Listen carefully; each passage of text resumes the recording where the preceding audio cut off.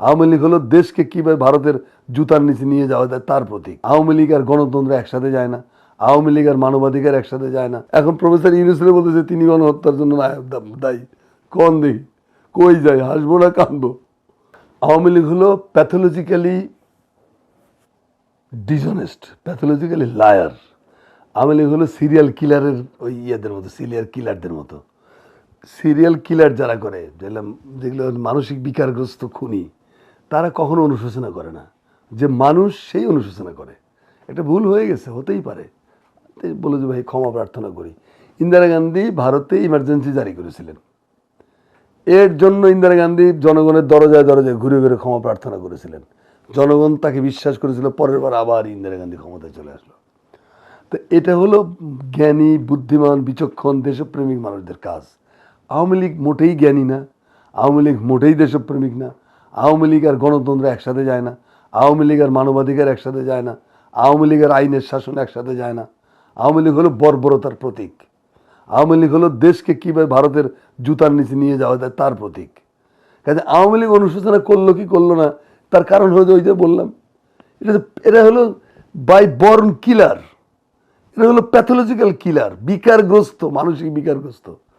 এর অনুশোচনা করবে কেন? বরং ওই পুরানা ক্যাসেটে আবার বাজাচ্ছে। এখন প্রফেসর ইউনূস বলতেছে তিনি গণহত্যার জন্য দায়ী। কোন দেখি কই যায়, হাসবো না কাঁদবো? এটা বলার সুযোগ দিচ্ছে কে? আমাদের সরকার। আমাদের সরকার সুযোগ দিচ্ছে। ওই যে আগে বললাম না যে মিশনগুলো কি করতেছে, ভারতের কাছে বলতে পারতেছে না কেন যে ভাই ভারত, তোমার সাথে তো মারামারি কাটাকাটি করা আমার স্বভাব না, আমার উদ্দেশ্য না, কিন্তু তুমি হাসিনার জিব্বাটাকে স্ট্যাপলার দিয়ে আটকায় দাও মুখটাকে। হাসিনা কথা বললে তোমার সাথে আমার সম্পর্ক থাকবে না। তুমি বাংলাদেশের জনগণ তোমার কাছে ইম্পর্ট্যান্ট নাকি হাসিনা ইম্পর্ট্যান্ট? তোমাকে ভাই জবাব দিতে হবে, তো চার্জ করতে হবে, প্রশ্ন করতে জানতে হবে যে তুমি কি বাংলাদেশের শান্তি শৃঙ্খলা রক্ষা চাও নাকি হাসিনা এবং তার দালালদেরকে আবার এনে ক্ষমতায় বসাতে চাও? ক্লিয়ার করে বলো। তোমার কাস্টডিতে থেকে হাসিনা নিউ ইয়র্কের ভাষণ দেয়, লন্ডনে ভাষণ দেয়, অ্যালাউ করতেছে কি করে আমাদের সরকার? আমি তো বুঝি না।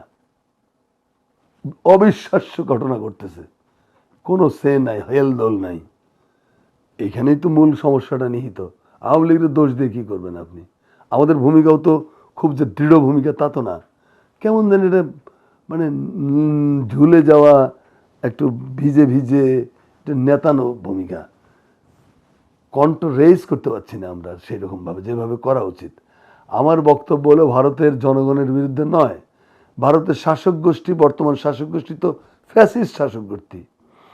তো তাদের ব্যাপারে তাদেরকে বলতে তো পারা যাবে যে আপনারা একদিন দালাল পালছেন, বাগার জামানা তো বদলে গেছে, এখন আপনাকে বেছে নিতে হবে আপনি কোন পথে। বাংলাদেশের জনগণের সঙ্গে ফ্রেন্ডশিপ, তাহলে এই সমস্ত অপকর্ম বন্ধ করতে হবে ভাই।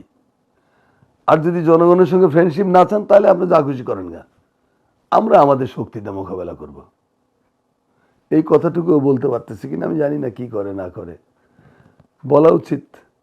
আওয়ামী লীগরে অনুকম্পা করার কোনো সুযোগ নাই। আপনাকে আমি সবসময় যে কথাটা বলি যে আপনাকে বাঘ আসছে খাওয়ার জন্য, আপনি বাঘের সামনে বসে আপনি ওই বাঘরে বুঝাচ্ছেন যে এটা খাওয়া উচিত না, বুঝতেছে না, মানুষকে খাওয়া যায় না, এটা অন্যায় হবে। বাঘ কি এটা বুঝবে? তো বাঘের সাথে বাঘের ভাষায় কথা বলতে হবে। বিষাক্ত সাপের সঙ্গে বিষাক্ত সেই যেটা, যে ভাষা ওই বিষাক্ত সাপটা বোঝে সেই ভাষা তার উপরে প্রয়োগ করতে হবে।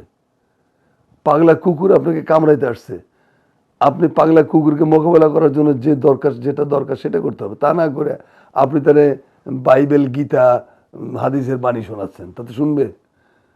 যে জায়গায় যে অস্ত্র প্রয়োগ সেটা তো করতে হবে। সেই ক্ষেত্রে আমাদের ভূমিকা খুবই আমি সন্তোষজনক মনে করি না। আওয়ামী লীগের ভবিষ্যৎ কি, বা আওয়ামী লীগের রাজনীতি ফেরা নিয়ে আপনি কি বলবেন? ওয়েল, মানে ভালো কথা বলছেন। আওয়ামী লীগের রাজনীতিতে ফেরার রাস্তাটা আমরা করে দিছি সেই 15ই আগস্টের পরপরই। আওয়ামী লীগের সেদিন ব্যান্ড করা হয় নাই। আবার এবারও আওয়ামী লীগের ব্যান্ড করা হবে কিনা আমি জানি না। আমি ব্যান্ড বন্ড বুঝি না, তবে এইটা বুঝি যে পৃথিবীর ইতিহাসে কোনো ফ্যাসিস্ট স্বৈর শাসককেই পুনর্বাসনের সুযোগ দেওয়া হয় না। জার্মানিতে হিটলারের পার্টি এখনও নিষিদ্ধ, হিটলারের নাম নেওয়া নিষিদ্ধ, আইনত নিষিদ্ধ। তো আমি কেন আমার দেশে এত বড় একটা নরহত্যাকারী, এত বড় একটা গণহত্যাকারী শক্তিকে আশ্রয় দিচ্ছি, প্রশ্রয় দিচ্ছি, সহানুভূতির সুরে কথা বলতেছি? এটার কারণটা কি? আমি কি চাচ্ছি? আমার মৃত্যু আমি ডেকে নিয়ে আসতেছি বাড়িতে? আওয়ামী লীগের মতো ফ্যাসিস্ট শক্তিকে মোকাবেলা করার জন্য যা দরকার সেটা আপনাকে একটু আগে বলছি যে এগুলো এগুলো করতে হবে, করলে পরেই কণ্ঠ মিয়ে যাবে। আরেকটা জিনিস যে বাংলাদেশের মানুষ এই জেনারেশন আওয়ামী লীগকে চিনত না। আওয়ামী লীগের তারা মনে করছে যে শেখ মুজিবুর রহমান বিশাল ব্যাপার, এরকম একটা দল স্বাধীনতায় নেতৃত্ব দিছে, এগুলো বয়ান তৈরি করে করে তাদের মাথা নষ্ট করে ফেলেছিল। কিন্তু আল্লাহর রহমতে 15 বছরে তাদের চরিত্রের যে চিত্র আমাদের ছেলেমেয়েরা দেখছে, এই ধাক্কা আর 20 বছরে এমনিতেই চলে যাবে। এই জেনারেশনই তো ক্ষমতায় আসবে এরপরে। যারা আজকে বিপ্লবের নেতৃত্ব দিল তাদের হাতে বাংলাদেশে যাবে কদিন পরে। আমরা তো বুড়ো হয়ে গেছি। এই আজকে যারা রাজনৈতিক দলের বিরাট বিরাট নেতা তারা তো থাকবেন না, পরের জেনারেশন আসবে। পরের জেনারেশন আওয়ামী লীগকে ছাড় দেবে এটা মনে করার কোনো কারণ নেই। আমি আশাবাদী মানুষ। আমি মনে করি যে আওয়ামী লীগের পুনরুত্থান রোধ করার জন্য যে ধরনের পদ্ধতি প্রয়োগ করা দরকার সেটাই সরকার করবে, এবং আমাদের জনগণ জেগে আছে, ভয়ের কোনো কারণ নেই। 15 আগস্টের কথা যে বললেন, সেখানে যে আর্মির ভুলের কথাগুলো বললেন, আপনারা একটা প্রশ্ন রেখেছেন যে সেখানে সে সময় আওয়ামী লীগ কেন নিষিদ্ধ করা হলো না, আসলে কেন করা হলো না? সেটাও তো আমি বলবো যে ওই সুবিধাবাদী রাজনীতি, সুবিধাবাদী দায়িত্ব জ্ঞানহীন রাজনীতি, তারা যথাযথ ভূমিকা পালন করে নাই। আবার যারা কুটা করলো তারাও যা রাজনীতিবিদদের সাথে যোগাযোগ করার প্রয়োজন বোধ করে নাই, রাজনৈতিক দলগুলোকে পাত্তাই দেয়নি। আওয়ামী লীগের জিনিস আওয়ামী লীগের মানে ইয়ের মধ্যে হারিতেই রেখে দিয়েছে। মাঝখানে শেখ মুজিব ধ্বংস হয়েছে সব অংশে, কিন্তু আওয়ামী লীগের সব জিনিস তো ইনট্যাক্ট রয়ে গেছিল। আওয়ামী লীগের আর কোথাও এই কয়জন লোক মারা গেছে প্রথম 15 আগস্টের রাত্রে, তারপরে তার কোথাও কোনো কিলিং হয়নি। আওয়ামী লীগের তো ইনট্যাক্ট রাখা হয়েছিল তার খেসে, কারণ আওয়ামী লীগেরই লোক প্রেসিডেন্টের চেয়ারে বসা, আওয়ামী লীগের লোকেরই মন্ত্রিসভায় বসা। তো ওই তারা হতে দেয়নি, করতে দেয়নি। আর রাজনৈতিক দলগুলোকে তো গুরুত্বই দেয়নি। যখন গুরুত্ব দেওয়ার সময় আসলো তখন কুয়ের পর কু, পাল্টা কু ঝামলাবেন না, আপনি জনগণের সঙ্গে কথা বলবেন, এই ঝামেলা গেছে। এবারও তাই হচ্ছে। আওয়ামী লীগ উৎখাত হয়েছে, ফ্যাসিস্টটা উৎখাত হয়েছে, কিন্তু তাদের লোকজন তো সব জায়গায় রয়ে গেল। একটু হাওয়া অনুকূল থাকলে এগুলো সব মাথা পারবে। আওয়ামী লীগ হলো শক্তের ভক্ত, নরমের জম।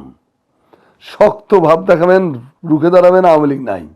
আপনি হাত জোর করে কাচুমাচু করবেন, আওয়ামী লীগের সামনে গাড়ি ছেড়ে বসবে। কারণ তাদের লোকজন তো রয়ে গেছে, তারা তাদেরকে জিন্দাবাদ দিয়ে জয় বাংলাকে আবার নিয়ে আসবে কোলে করে। ভুল হয়ে যাচ্ছে বারবার। আমি মনে করি না এখনো সেনাবাহিনীর মধ্যে এরকম কোনো চিন্তা ভাবনা কাজ করতেছে। তারা তো এই সরকারকে যথেষ্ট সহযোগিতা দিয়ে যাচ্ছে। আপনি ম্যাজিস্ট্রেসি পাওয়ার দিয়েছেন, যেটা সেনাবাহিনীর কাজ না, সেইখান থেকে সেনাবাহিনীকে দ্রুত ব্যারাকে নিয়ে আসা উচিত। আপনার পুলিশকে আপনি পুনর্গঠন করেন। আপনি বিডিআর বিজিবি বানায় বাদ দিয়ে আপনি বিডিআরকে বিডিআর বানায় আবার নতুন উদ্যমে থেকে দাঁড় করায় ফেলেন। আরও কত বাহিনী আছে, আনসার আছে, এটা আছে, সেটা আছে। এবং দুটো গুরুত্বপূর্ণ জিনিস, একটা হলো ছাত্রদের দিয়ে বিপ্লবী ভ্যানগার্ড রেজিমেন্ট করতে হবে। আরেকটা হলো যেটা আপনার 75 সালের পরে জিয়াউর রহমানের সময় আপনার কাদরিয়া বাহিনী সীমান্তগুলোতে অ্যাটাক শুরু করেছিল। 15 আগস্টের পরে কাদরিয়া বাহিনী ওখানে রয়ের তত্ত্বাবধানে সংগঠিত হয়ে বাংলাদেশের মধ্যে আঘাত করতাম। আমাদের প্রায় 100-102 বিডিআর মেরে ফেলছে বিভিন্ন জায়গায়। তো এটা মোকাবেলা করেছিলেন কিভাবে? মোকাবেলা করেছে রাজনৈতিকভাবে, এটার মোকাবেলা করেছিলেন মৌলানা আব্দুল হামিদ খান ভাসানী, আর রাষ্ট্রীয়ভাবে এটা মোকাবেলা করেছিলেন জিয়াউর রহমান।